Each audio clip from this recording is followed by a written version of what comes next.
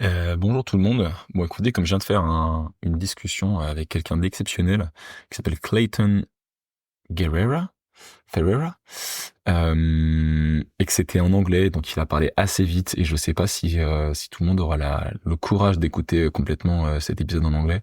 Et j'ai envie de vous faire un peu un résumé parce que ça m'a donné un bon vent de fraîcheur. Clayton, je l'ai découvert sur LinkedIn. Euh, et en fait, via son association, il a une ONG qui est en gros validée par l'ONU, qui s'appelle Ideas for Us, donc idées pour nous. Et Ideas for Us, il vient de m'expliquer en fait, c'est assez exceptionnel. Ils mettent en place des projets genre pour l'environnement, pour la sustainability. Et juste pour vous dire, la sustainability, c'est trois piliers, c'est l'environnement, donc taking care, enfin prendre soin de l'environnement, le réparer. Il y a une partie économique, donc il faut que ce soit sustainable, il faut que ça puisse être durable. Donc si on met un projet en place, qu'on donne un peu d'argent, qu'on répare quelque chose et qu'un an après c'est cassé, c'est pas utile. Donc il faut qu'il y ait un pilier aussi économique et il faut qu'il y ait un pilier social. Faut que ça ait un impact social. Et donc avec Ideas for Us, ils vont dans les communautés un peu éduquer, pointer du doigt les problèmes et demander les idées. Parce qu'en fait, il m'expliquait que partout où il allait, dans toutes les communautés dans le monde dans lesquelles il est allé, les gens avaient plein d'idées exceptionnelles, mais manquaient de moyens, de connaissances pour mettre en place leurs idées et mettre en place des actions. Et donc en fait, ça fait une quinzaine d'années que il aide des gens dans les communautés à mettre en place des projets, à mettre en place des actions. Et un des exemples les plus concrets donc il m'a donné, franchement c'est incroyable, vous allez voir. Il y a il y a des food deserts aux US, donc en fait c'est des endroits où si vous voulez acheter à manger, vous devez faire 1 heure de route ou une demi-heure de route pour aller trouver la moindre pomme, ou sinon vous devez aller en gros vous nourrir au gas station. Donc vous imaginez à quel point c'est horrible. Et donc il y a des communautés qui doivent manger n'importe quoi à cause de ça. Donc il allait les voir et ce qu'ils se sont rendus compte, c'est que les gens avaient l'idée de dire on pourrait éventuellement planter des choses dans des champs, quoi. Sauf qu'ils savaient pas faire ça. Et donc, en fait, avec Ideas for Us, avec son association, ils ont formé des gens à savoir faire des potagers, à savoir planter leurs propres trucs, à pouvoir tous se balader en vélo. Donc, en fait, ils ont mis en place des espèces de micro-sociétés sur place, donc dans les communautés, où les gens se retrouvent en communauté, donc elles communiquent, elles se connaissent, elles build a community. Et, et en même temps, ils produisent leur propre nourriture dans des endroits qui avant étaient juste globalement des pelouses pleines de pesticides. Ils font de la bouffe bio qui revendent. Et donc en fait, ça fait des années que grâce à ça, il y a des endroits qui peuvent manger bien, des gens ont un travail, euh, que les gens et que la communauté se rassemble, quoi. Donc ça, c'est un des exemples il m'en a parlé de plein d'autres projets. Enfin, c'est vraiment quelque chose d'assez beau. Et en fait, je me dis que j'aurais peut-être dû un peu commencer par ça. Euh, il y a quelques mois, quand je finissais ma dernière mission de freelance, André Ullmann, donc le docteur André Ullmann, qui est passé dans un des épisodes de Changer d'air, qui est le père de la pilule du lendemain, m'a appelé pour me dire écoute, voilà Clément, j'ai un produit incroyable qui est un pansement à la cannelle. Donc il y a des gens, c'est quelque chose qu'on ne connaît pas, mais qui ont des plaies qui vraiment qui puent, qui infestent.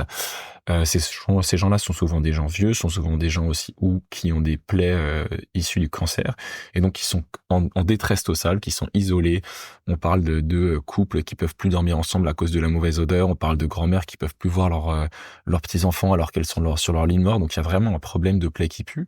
Et donc André, avec son entreprise, ils ont développé un pansement à base de cannelle qui permet et qui marche, qui est vraiment la première solution pour ces plaies, qui marche vraiment partout, qui est en train de se déployer en Angleterre, en Europe, pas encore en France parce que c'est pas remboursé. Mais bref, il me dit voilà, nous on a ce produit qui marche vraiment bien. J'aimerais que quelqu'un aille ouvrir le marché américain, quoi. Et donc quand il m'a proposé ça, il m'a dit voilà, j'aimerais bien que tu y ailles.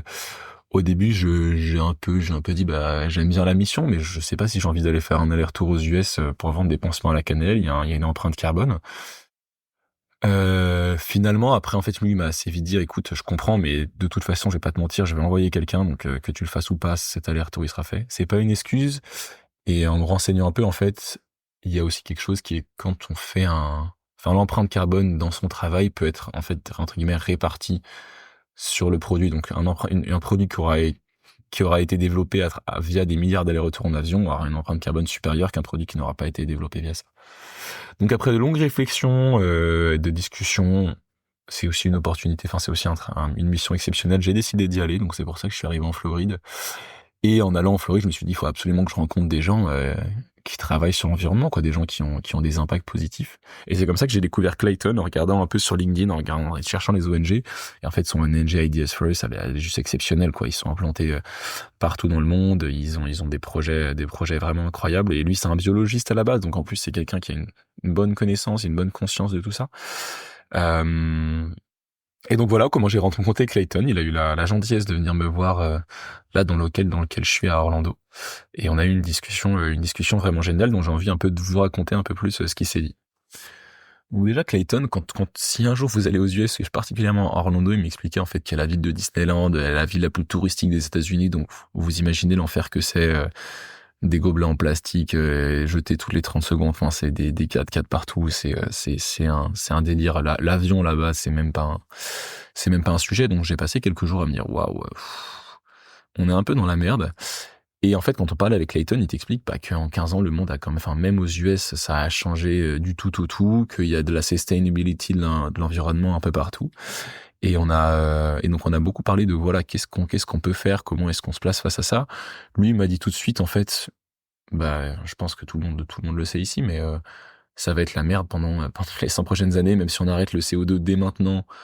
Euh, En fait, on va avoir des problèmes gigantesques, va avoir des ouragans, on va avoir la biodiversité qui va s'écrouler. Néanmoins, en fait, il y a tellement de problèmes que plutôt que de déprimer ou quoi, en fait, il faut voir, c'est l'opportunité de proposer des solutions et c'est pour l'opportunité de pouvoir avoir toute sa vie des projets qui apportent des solutions à ce problème gigantesque qui est le problème du climat, de la biodiversité.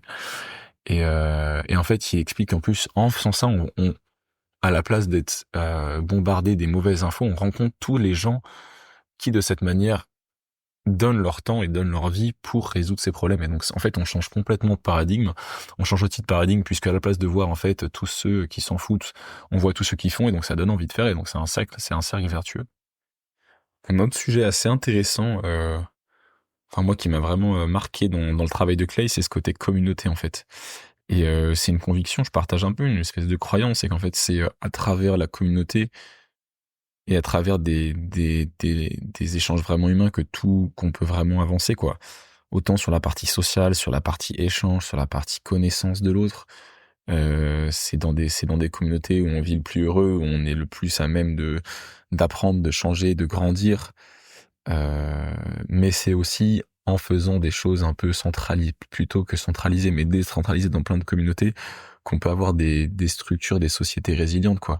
C'est pas en ayant un endroit dans lequel on fait pousser toute la bouffe et en menant toute cette bouffe dans tout le monde entier qu'on va bien manger, c'est mauvais pour tout, alors que si on fait pousser sa nourriture dans sa communauté, pour sa communauté, alors c'est meilleur pour la planète, c'est meilleur pour ce qu'on mange. Enfin, en fait, tout est dans la communauté. Les gens qui sont isolés, c'est à travers les actions locales, en fait. Il m'a vraiment marqué par ce côté. On essaye de faire émerger dans des communautés des projets qui soient résilients, qui permettent vraiment de résoudre des problèmes et qui connectent les gens ensemble, quoi. Et ça fait 13 ans qu'il fait ça. Il avance dans tous les sens. Et je trouve ça assez inspirant, en fait. Et voilà, pour finir, je dirais que si vous avez le courage de vous accrocher à quelque chose en anglais, je vous conseille vraiment parce que son histoire, la manière dont, enfin, ce qu'il raconte sur son association, sur les non-profits, donc les ONG aux États-Unis, qui en fait il y a un peu plus d'1 million d'ONG aux États-Unis, comment il le finance, comment est-ce qu'il implémente les solutions, comment est-ce que les solutions qu'il crée dans des communautés sont ensuite faites dans d'autres communautés, enfin, genre, tout ce que j'ai essayé de vous dire là, je vois en 9 minutes de vous raconter, euh, il le dit mieux que moi. C'est certes en anglais, donc il faut un peu s'accrocher, mais si vous avez un peu de temps, je vous conseille vraiment, moi, c'est quelqu'un qui m'a redonné le sourire. Je le dis beaucoup dans les épisodes, mais franchement, en fait, quand on entend quelqu'un qui agit énormément, et je vais même pas dire le mot bien commun ne va pas, mais pour créer des solutions, je peux vous dire que ça donne envie et que là, moi, je suis entouré d'Américains qui mangent de la merde, de la viande, qui prennent un gobelet pour boire une gorgée, pour le jeter. Ça m'a ouvert les yeux, quoi. Et je trouve que sa vision du monde, de dire oui, en effet, c'est la merde. Oui, on va être face à des challenges et des problèmes. En fait, voilà, rester conscient, quoi. Mais choisir de dire, mais moi, je vais me focus sur les solutions, je vais me focus sur agir. Alors là, c'est vraiment intéressant. Et il m'a aussi ouvert les yeux et donné des idées sur le côté philanthropie. Je pense que demain, si vous avez des idées de projets, il y a des fonds à lever. C'est peut-être pas si évident que ça, mais je pense qu'il y a des gens qui... Enfin, la philanthropie, faudrait que je regarde, mais donne des millions et des milliards d'euros chaque année. C'est parfois intéressé, mais ça reste de l'argent que vous n'avez pas à rendre, ça reste des projets qui peuvent avoir du sens. Et... Enfin, je pense qu'il y a quelque chose à creuser sur ce sujet-là. Voilà, écoutez, je vous souhaite une bonne journée, et des bonnes réflexions sur ces sujets. À très vite.